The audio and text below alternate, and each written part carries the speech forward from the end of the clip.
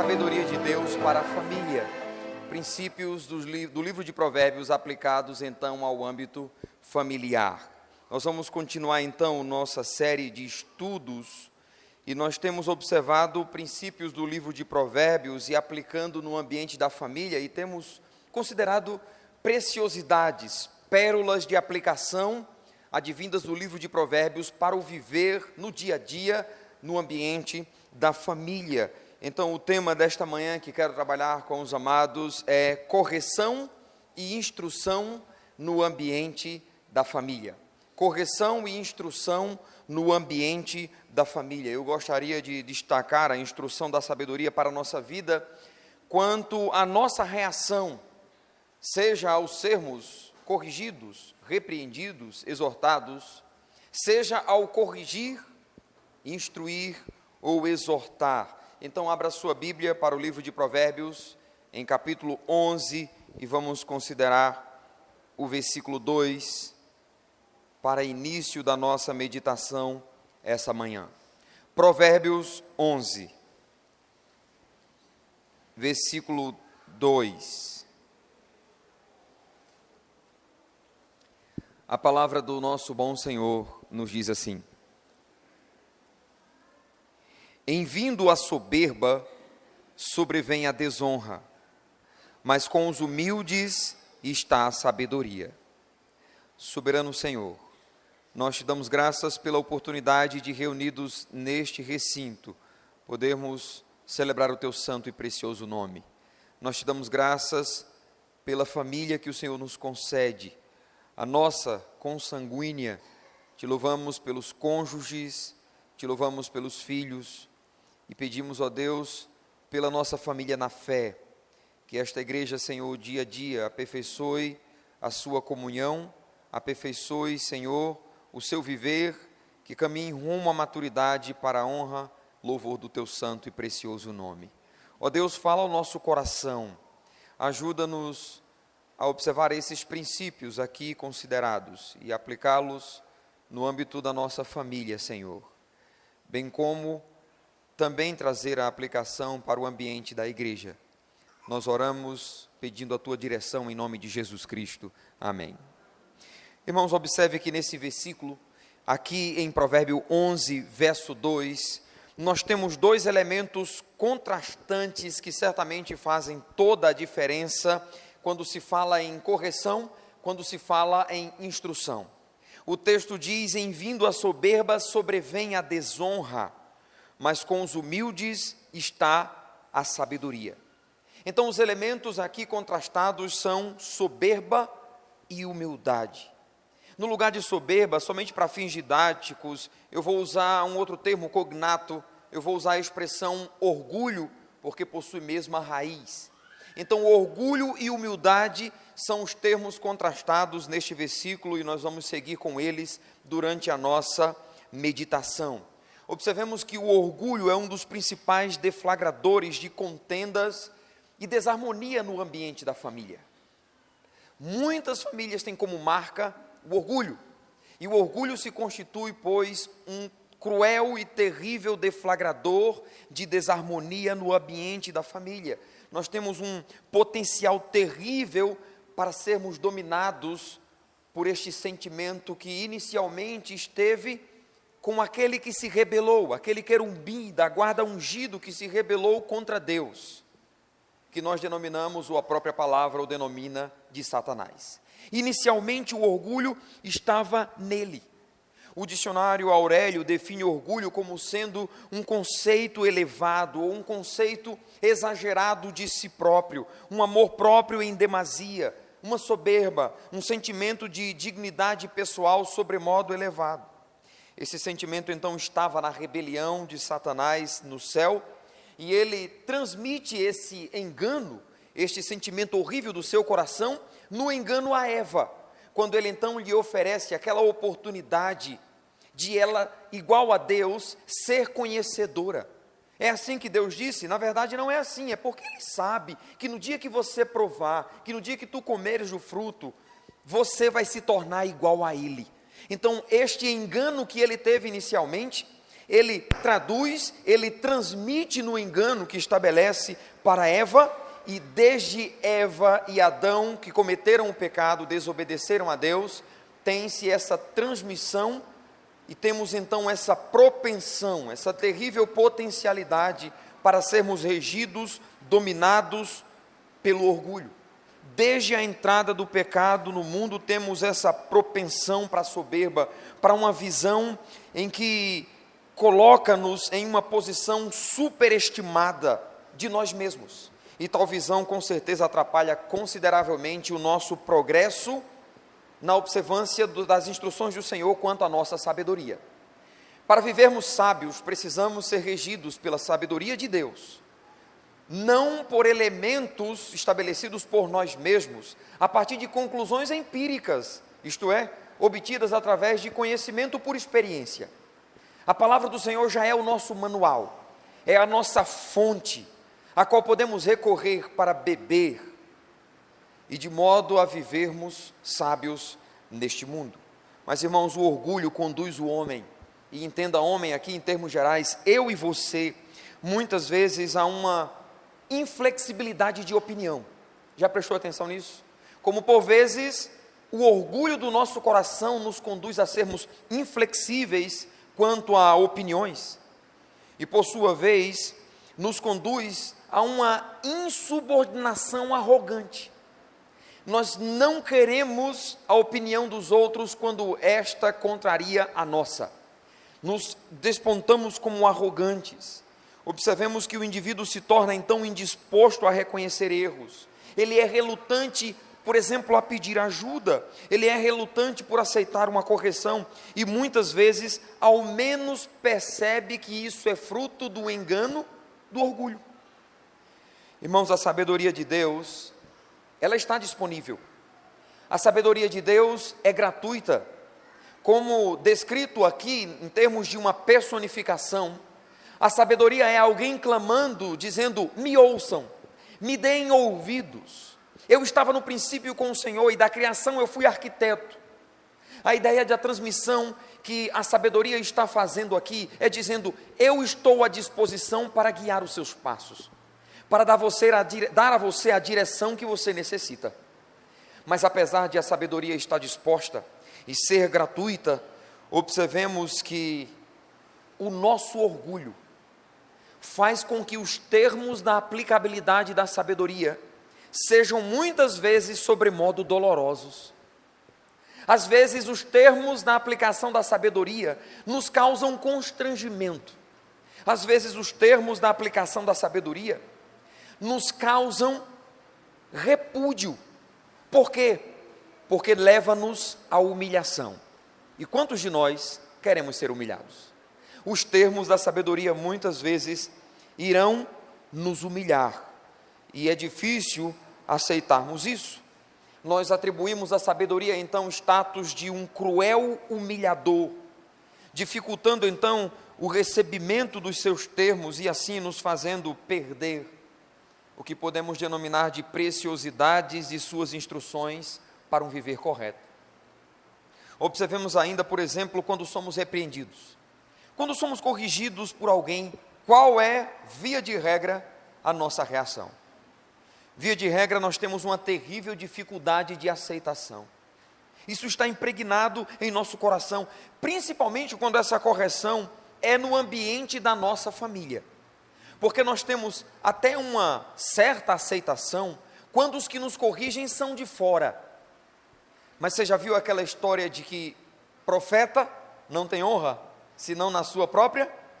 Às vezes é fácil receber uma reprovação, uma repreensão, uma exortação, uma correção de alguém de fora, mas quando diz respeito ao ambiente da família, nós temos sérias dificuldades. Se você for bem sincero, eu e você nos enquadramos com propriedade nesta circunstância.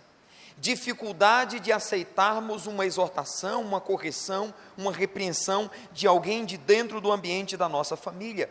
Via de regra já não é fácil ser repreendido, e quando isso diz respeito ao ambiente da nossa família, se torna mais difícil ainda. É fácil falar do pecado alheio, é fácil falar das falhas, dos erros que outros cometem, mas ouvir sobre o nosso próprio pecado é simplesmente terrível, e nisso nós vamos concordar. É horrível ser repreendido, é horrível ter que admitir que nós estamos errados, de que precisamos corrigir certo procedimento em nosso caminhar. Mas observemos, entretanto, que é insensatez um cristão recusar uma repreensão.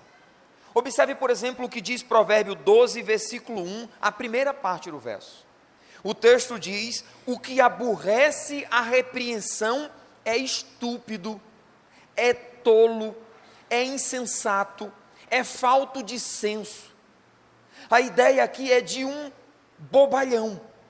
O texto está dizendo que tolo é aquele que rejeita a repreensão. Então, irmãos, o que devemos considerar diante da repreensão que nós ouvimos, mesmo no ambiente da família? Eu quero apontar aqui alguns elementos a serem considerados quando ouvirmos uma repreensão, uma exortação no ambiente da família. Número 1, considere o autor da repreensão. Atribua consideração àquele que está fazendo a repreensão para você. Se estamos no ambiente da família, de quem virá a repreensão? Virá de um cônjuge? Virá de um pai? Ou virá de um filho? Ou mesmo de um irmão? Esses são os potencialmente responsáveis por uma repreensão. Esses são os potencialmente responsáveis por atribuírem a nós alguma falta que estamos inseridos e precisamos ser corrigidos. Mas qual é a nossa tendência quando isso acontece? A nossa tendência é considerarmos a repreensão como sendo uma afronta, como sendo um ataque. Estão atingindo a nossa dignidade, que a elevamos sobremodo, porque lembre-se, o que é orgulho? É um conceito elevado de si próprio. É ter alta estima, estima essa que excede muitas vezes o limite que nos insere em um mesmo patamar, pecadores. Por vezes, o estimar que o orgulho nos atribui, ou o orgulho traz ao nosso coração, nos faz colocar-nos como se fôssemos acima de outras pessoas, uma espécie de intocáveis. É como se aquele que está nos corrigindo fosse alguém, por exemplo, que deseja o nosso mal.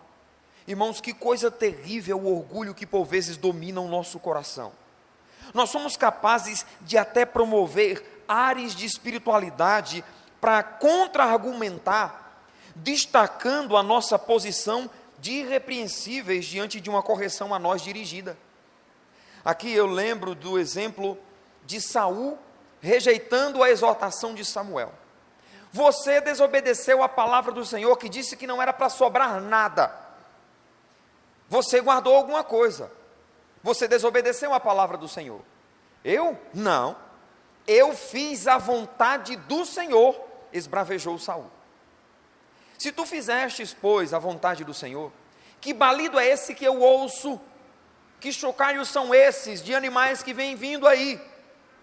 E Saul diz: o povo poupou o melhor dos animais. Para quê? Para oferecer ao Senhor. Nós temos a incrível capacidade de, quando somos repreendidos, mesmo com fatos que comprovam a nossa falha, o nosso erro, temos a incrível capacidade de estabelecer, exemplo de Saul, justificativas que se tornem fundamentos de uma defesa ativa.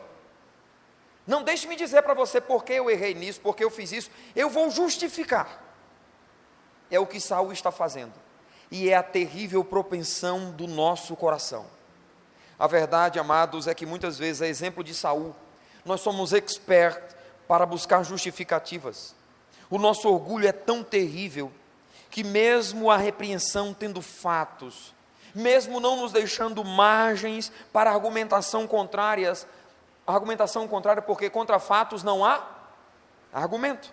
Mesmo diante disso, nós damos um jeito de criarmos uma justificativa para nos defender, e então nos apoiarmos sobre ela, rejeitando o caminho da humildade. E quando isso acontece, nós somos vencidos pelo orgulho, somos vencidos pela soberba. Irmãos, deveríamos considerar que, se aqueles que nos corrigem realmente soubessem de todo o mal que por vezes está em nosso coração, eles teriam muito mais a apontar de nossas vidas do que essa simples repreensão que estão a nós destinando por um ou outro erro que nós cometemos. Então, quando nos posicionamos diante daqueles que são membros de nossa família que nos corrigem contrários, nós estamos desconsiderando os autores de tal repreensão. Quem são? São os membros da nossa família que, via de regra, querem o nosso bem. É um esposo que quer o bem da esposa, é uma esposa que quer o bem do esposo, é um pai que quer o bem do filho, é um filho que quer o bem do pai, é um irmão que quer o bem do irmão. Então isso precisa ser levado em consideração. Quem está me exortando? Quem está me corrigindo? Será que essa exortação, essa instrução a mim dirigida tem em vista o meu mal? É algo que nós precisamos considerar. Assim, o segundo elemento é este: a repreensão é para o nosso bem. Primeiro, considere quem está fazendo a exortação. Segundo, considere que a repreensão é para o nosso bem. Irmãos, o nosso orgulho é tão terrível que nos faz desconsiderar isso. Nós temos a terrível capacidade de entender a repreensão como sendo algo mal, como se aquele que nos corrige quisesse nos humilhar, nos submeter ao ridículo, zombar da nossa cara, rir de nós, como se aquele que estivesse nos corrigindo estivesse usando termos sarcásticos somente para nos humilhar e nos constranger. Por vezes a visão é como se aquele que nos repreende estivesse se alimentando dessa oportunidade de esfregar em nossa cara, de passar em nosso rosto uma falha cometida. Mas, irmãos, consideremos quem está nos repreendendo. Novamente, no ambiente da família, é um esposo, um filho, um irmão. Aqui eu posso lembrar de uma jovem senhora que repreendeu a sua irmã consanguínea, própria irmã de sangue, ambas crentes. E esta jovem senhora repreendeu a sua outra irmã. E a repreensão foi porque aquela jovem mãe permitiu que o seu filho, de 11 anos, fosse dançar a quadrilha da escola. Teve a quadrilha de São João, e aquela mãe permitiu o seu filho, até arrumou, botou bigodinho, chapéuzinho e tudo, e o menino foi lá dançar a quadrilha.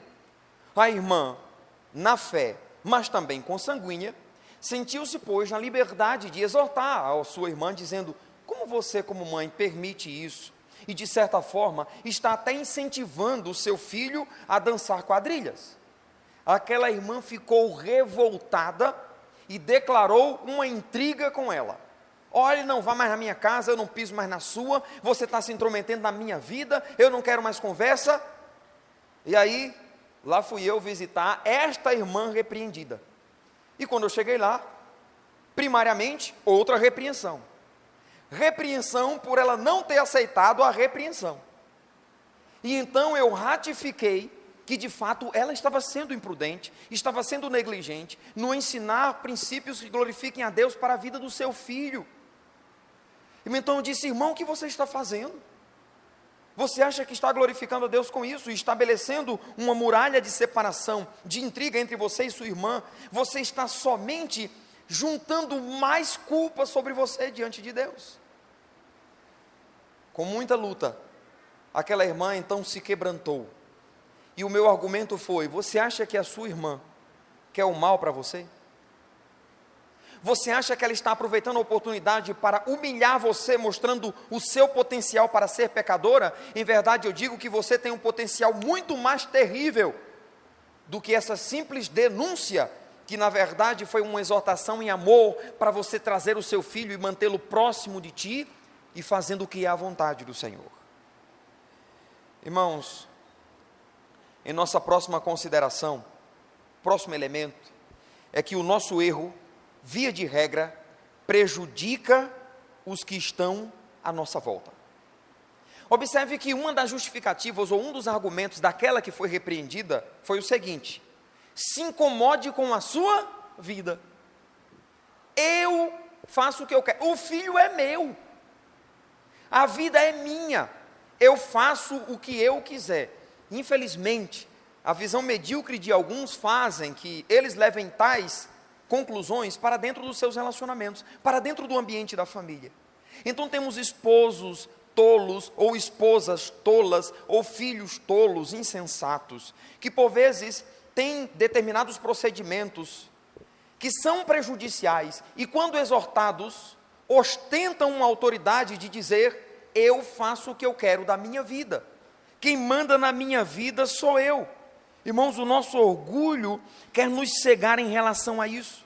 Nós não queremos ser repreendidos, afinal de contas, o erro é meu. Eu não quero você mencionando o meu erro. Eu sou assim e pronto, mas considere que o seu erro afeta a vida dos que estão à sua volta, meu querido. É um homem, por exemplo, que costuma gritar com os membros de sua família. Então a esposa repreende-o dizendo: meu filho, precisa gritar? Precisa sim. Eu mando aqui e pronto, e grita a hora que eu quiser, e se achar ruim, que vá-se embora. Meu amigo, você só não incomodaria ou afetaria através do seu procedimento se você morasse em uma ilha. Como você não mora em uma ilha sozinho, há pessoas que te rodeiam. Observe que o seu erro pode prejudicar as pessoas que estão à sua volta, e você precisa considerar isso. E isso diz respeito a um padrão de ética, fala de usos, costumes, para viverem ou para terem um bom andamento no conviver em sociedade. Se eu estou no ambiente da família e tenho uma prática, uma atitude prejudicial aos demais que estão à minha volta, eu preciso reconsiderá-la, porque isto traz prejuízo aos que estão à minha volta. Então observe, queridos, que aqueles que gritam, eles não estão levando em consideração que os seus gritos podem afastar os filhos de perto dele. Não está levando em consideração que os gritos podem se constituir um mau testemunho para os vizinhos. Como este, sendo crente, grita com a família dessa forma? Então, nesse aspecto, se estende para outras áreas da vida.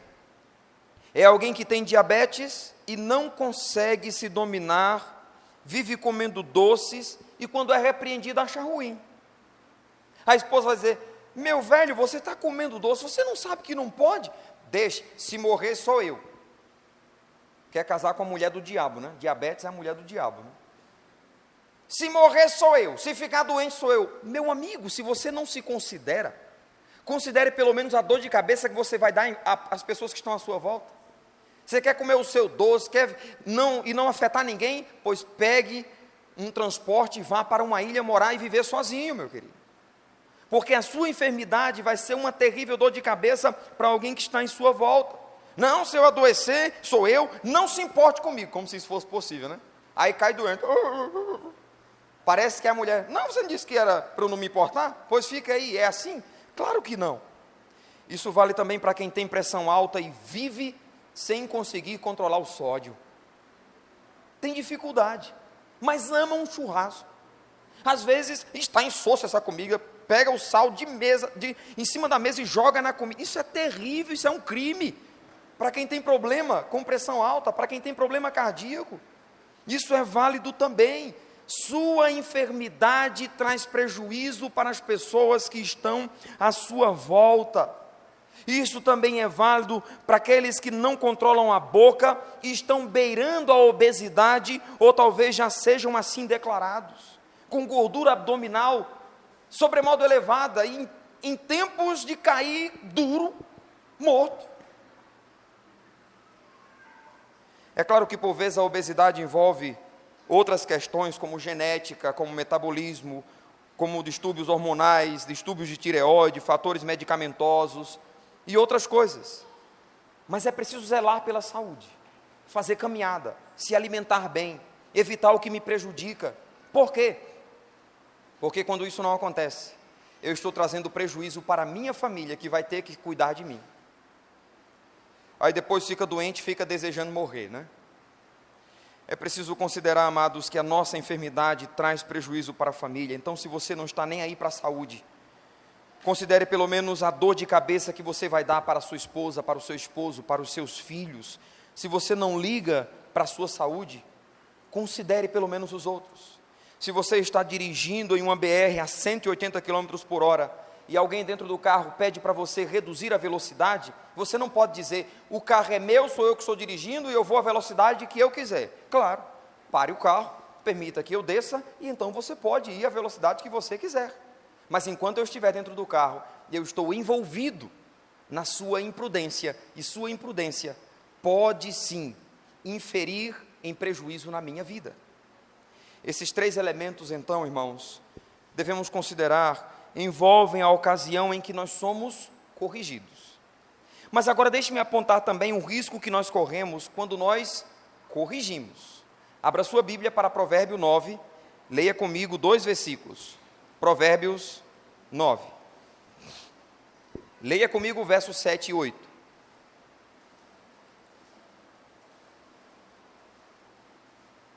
A palavra do Senhor diz assim: o que repreende o escarnecedor traz afronta sobre si, e o que censura o perverso a si mesmo se injuria.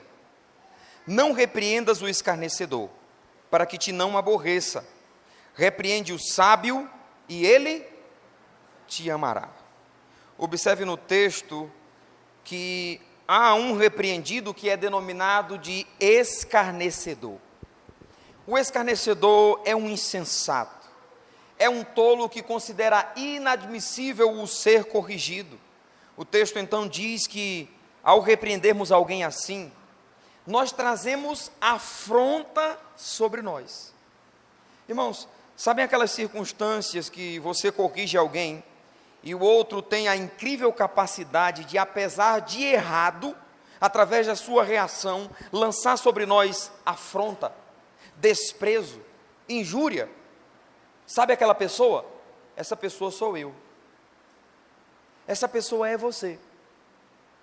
Ou você não se enquadra nisso aqui? De ser repreendido, está errado, e aqui eu estou no ambiente de casa, no ambiente de família, geralmente relacionamento esposo-esposa.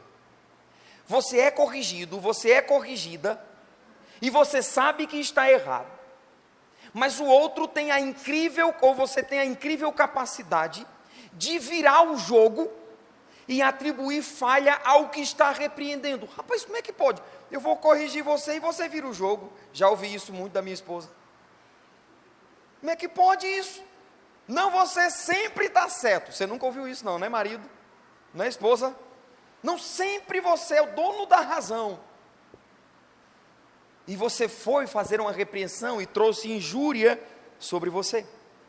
São ocasiões assim, irmãos, que nós somos conduzidos a pensar: rapaz, onde é que eu fui amarrar o meu jegue, hein? Onde é que eu fui me meter? Se eu soubesse, eu tinha ficado calado. Usando esses termos, pode ficar difícil de você se enquadrar nessa aplicação, mas me deixe aqui ser mais prático.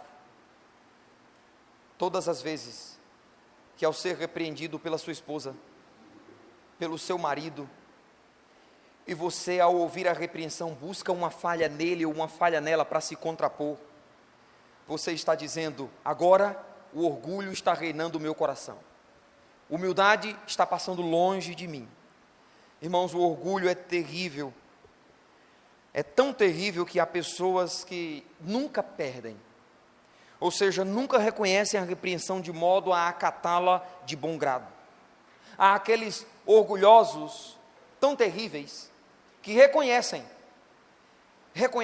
interiormente, mas sabem que o verbalizar do reconhecimento se constitui em humilhação, ou entendem isso. O verbalizar do reconhecimento que errou se constitui humilhação, então ele não faz. Ele fica calado, ela fica calada. Então o tempo vai passando, as coisas vão adentrando no âmbito da normalidade em casa. E então daqui a pouco o esposo e a esposa estão em comunhão, mas a raiz da amargura e do orgulho ainda está presente no coração, não saiu de lá. As coisas só ganharam ar de normalidade em termos temporários, mas mais cedo ou mais tarde vai novamente vir à tona. Há pessoas que se deixam então dominar por isso. É pesado, irmãos, mas por vezes nós agimos como escarnecedores e levamos afronta sobre aqueles que querem nos corrigir, que querem nos repreender, que querem nos exortar. Em segundo lugar, nós podemos receber ódio em troca de uma repreensão. Primeiro, consideremos que o resultado da repreensão depende do coração do repreendido. O resultado da repreensão depende do coração do repreendido. Segundo, consideremos que podemos receber ódio em troca da repreensão. Olha o que Salomão diz no versículo 8. Não repreendas o escarnecedor para que te não aborreça. A ideia aqui é de alguém que, ao ser repreendido, atribui àquele que o repreendeu status de inimizade. O que é que você tem a ver me repreendendo? É quando o repreendido produz ódio. Ele produz aversão àquele que o repreendeu. Uma tradução dinâmica desse versículo seria: não repreenda o tolo, caso contrário, ele te odiará por isso. Já viu aquelas pessoas que se intrigam de outras, tão somente pelo fato de terem recebido uma repreensão, uma exortação? Quem é você para vir me corrigir? Um sujo falando? Mas você nunca disse isso com ninguém, né? Certa vez eu notei um clima pesado entre um casal. Não era daqui não, viu? Essas coisas nunca acontecem em remanso. Eu notei um mal-estar, um clima pesado entre um casal, e eles não estavam conseguindo disfarçar, que é simplesmente terrível, né? Tem casal que, rapaz, o negócio foi feio em casa, vem para a igreja, parece que nada está acontecendo, mas tem casal, meu amigo, que chega aqui, está um com um bico maior do que o outro, um senta aqui, outro senta lá atrás, é um negócio muito estranho. Então fui falar com o casal, porque eu estava sentindo um clima pesado, e eu disse: meu querido, aconteceu alguma coisa com você e sua esposa? É, pastor. Fui corrigir a mulher, está aí, sem querer falar comigo. Quer nem sentar perto de mim. Estou nem aí. Amados, não é essa reação que como cônjuges precisamos ter. É considerar quem está repreendendo, o autor da repreensão. É considerar, quer o nosso bem. É considerar, talvez o meu erro é prejudicial a ele ou a ela, ao filho. Mas observe o contraste na segunda parte do versículo 8. Repreende aquele que é sábio. E o que é que ele vai fazer? Ele te amará. Repreende o sábio, em outro texto diz, e ele se tornará mais sábio ainda. Repreende o sábio, ele vai amar você. Então o terceiro elemento é: podemos ser amados por uma justa repreensão que fazemos. Coisa boa é repreender um homem sábio, uma mulher sábia. Isso porque a atitude destes não é de desconsideração, antes é de considerar em amor. O sábio valoriza a repreensão, porque considera em primeiro lugar a sua passividade de ser repreendido, que é algo que o orgulhoso não quer. Ele não quer reconhecer que é passivo de ser repreendido. Ele está acima da carne seca, se acha o bam, o buraco da bolacha creme crack. Não quer ser exortado, não quer ser tocado por ninguém. É irrepreensível, é a posição que ele se coloca. Ele se coloca na posição de não falhar, de não errar. E com isso, está sujeito a atitudes insensíveis, que podem ser prejudiciais tanto para ele, quanto para aqueles que estão à sua volta. Por isso, de bom grado, ele não recebe. Antes, entende como sendo uma atitude maldosa ser corrigido. Amados, um homem sábio recebe a repreensão da sua esposa, e ele até estima a sua repreensão em amor, diante do propósito que tal repreensão tem. Qual é o propósito? Corrigir. Qual é o propósito? Aperfeiçoar. Qual é o propósito? Livrar do tropeço. Qual é o propósito? Estabelecer o bom andamento do relacionamento no ambiente da família. Só são propósitos benéficos. Então um homem sábio se dispõe a isso. Da mesma forma, uma mulher sábia recebe a repreensão do seu marido em amor, considerando os propósitos que são os mesmos agora citados. Mas assim também será no caso dos filhos. Tem também para os filhos. Um filho sábio recebe a repreensão dos seus pais. Um filho sábio, ao ser repreendido, ele considera a necessidade de honrar os seus pais, levando em conta que a rebeldia é insensatez. Aqui deixe-me dar uma palavra para os adolescentes. Seja sábio, adolescentes, não tolos. Se você despreza a repreensão e a instrução dos seus pais, você está agindo como um escarnecedor. Considere que a sua desobediência é sinônima de rebeldia, e Deus abomina a rebeldia. Se os seus pais têm repreendido você, e você continua na prática daquilo que eles têm repreendido, você não está sendo sábio, mas um tolo que mais cedo ou mais tarde desfrutará daquilo que agora está plantando. Haverá de colher o que agora está plantando. Atentem para o que diz Salomão em capítulo 13, verso 1. Ele diz: o filho sábio ouve a instrução do seu pai, mas o escarnecedor não atende à repreensão.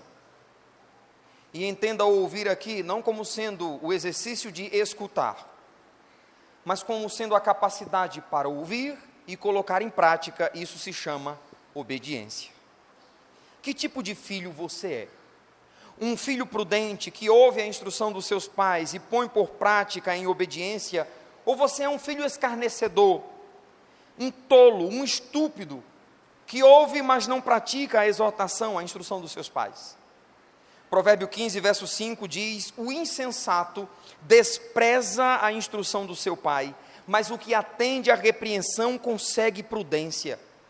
Então, se você, adolescente, ou mesmo um jovem, se não conseguem suportar a disciplina dos seus próprios pais, vocês estão no caminho certo para o dissabor, para as desventuras desta vida, advindos de uma insensatez que você está vivendo.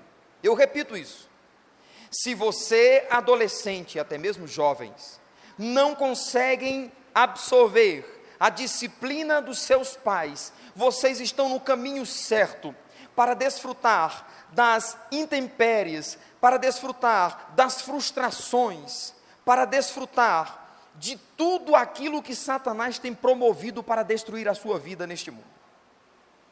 Seus pais dizem para você estudar, e você faz pouco caso disso. Só estuda na marra, um estudo sem qualidade, passando por cima, medíocre.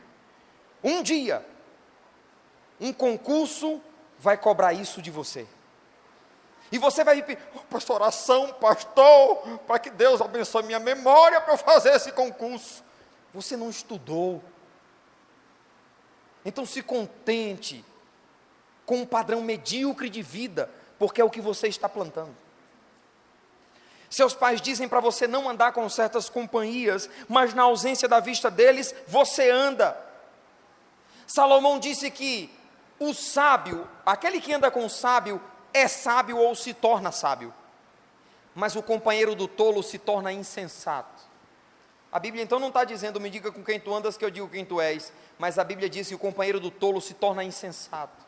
Então seus pais dizem para você não andar, e na ausência da vista dele você anda. Um dia, a insensatez daqueles que seus pais dizem para você não andar, vai envolver você numa roubada, e você talvez de fato não seja considerado muito diferente daquele que foi talvez o autor da roubada que você foi envolvido. Você andava com ele. Quem anda com sujo, mal lavado já ouviu o ditado, não é? Deixe-me apontar ainda alguns textos mais do livro de Provérbios relacionados à repreensão.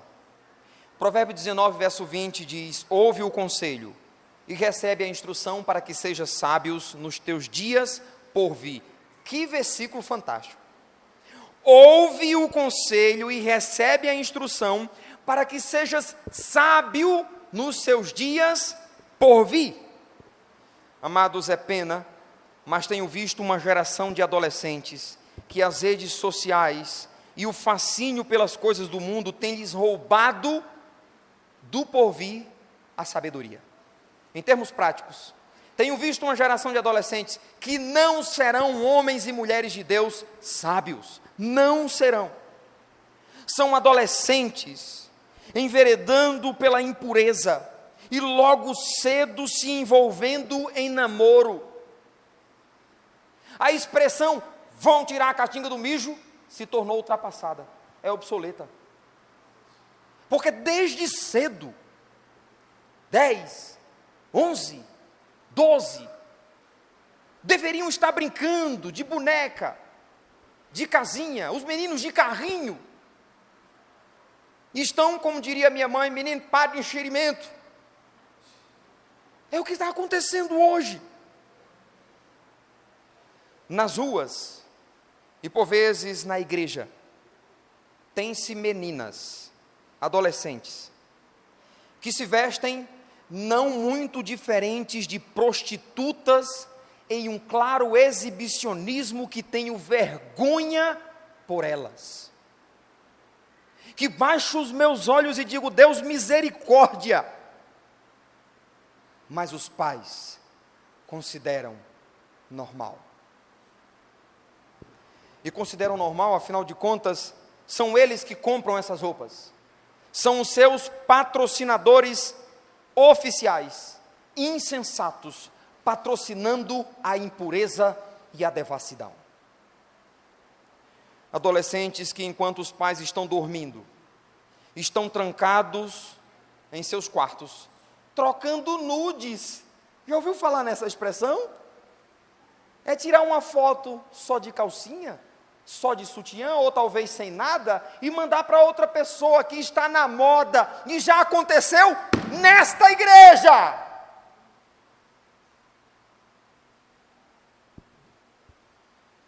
E estão fazendo isso, vendo pornografia, tudo isso via smartphones. Adolescentes que, usando o WhatsApp, estão preparando o terreno para o ficar. É o beijar sem compromisso. Você acha que eu estou sendo geral ao dizer isso? Pais, eu estou falando dos adolescentes desta igreja. Será que você não atenta que deu para o seu filho ou a sua filha uma arma terrível quando você colocou na mão dele ou na mão dela um smartphone e você não dá limites? Deixa a sua Wi-Fi ligada, ou deixa a sua adolescente, o seu adolescente dominar, fazer uso como bem queira e entenda a hora que quiser do seu smartphone. Você acha isso natural? Afinal de contas, todos os adolescentes têm, minha filha tem que ter, todos os adolescentes têm, meu filho tem que ter, o seu filho é filho de um crente, de um homem que deveria ser sábio, de uma mulher que deveria ser sábia, que deveria proteger a sua casa, proteger os seus filhos. Ao invés disso, estão enviando-os para a prostituição e para a condenação do inferno.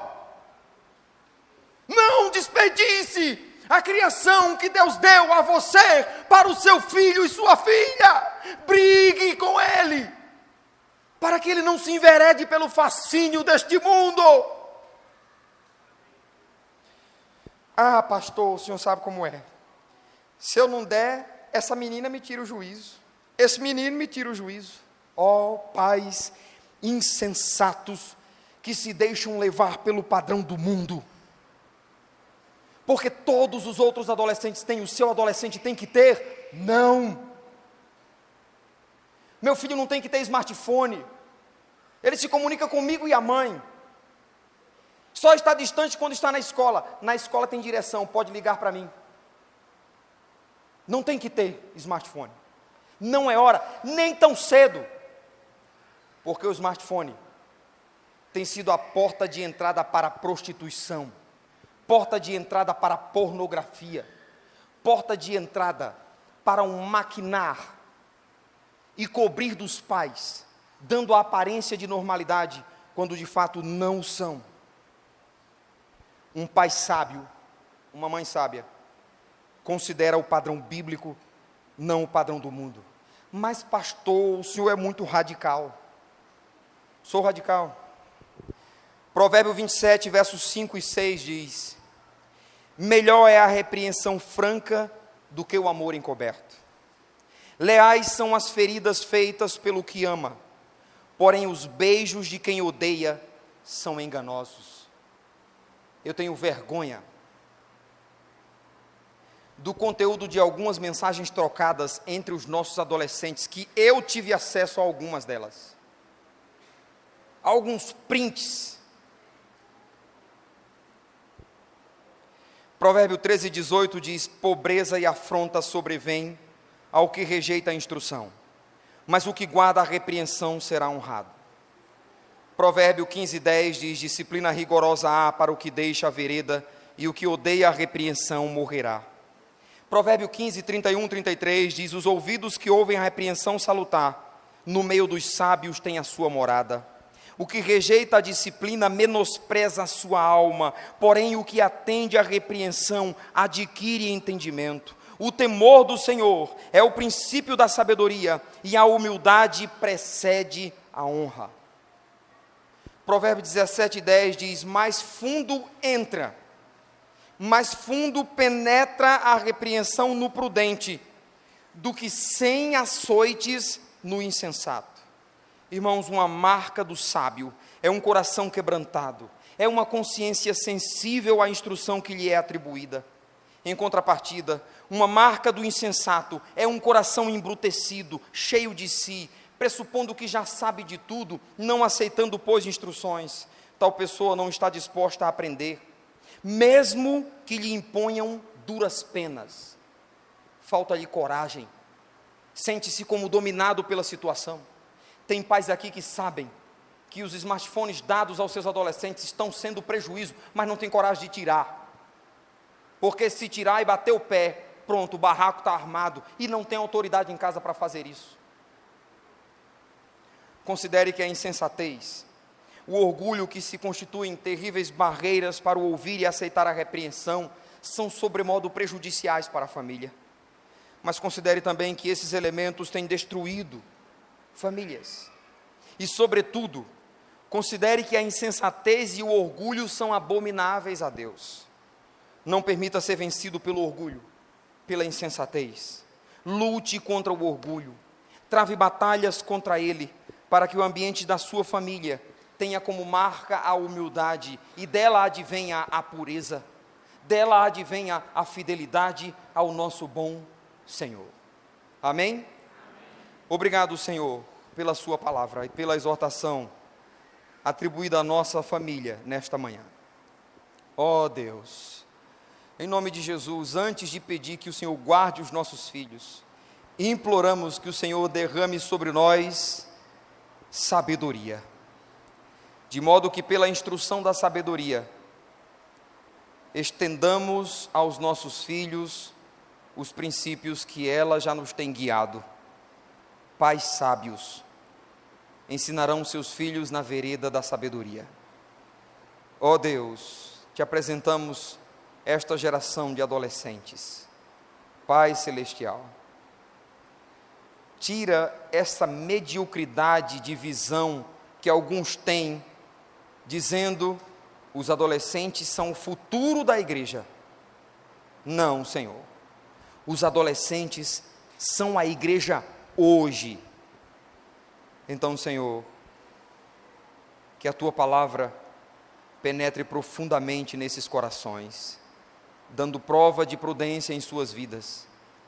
Do contrário, a rejeição da tua palavra, da repreensão, da exortação, é uma clara denúncia de um coração insensato, que mesmo sem açoites, não penetrariam em tais corações.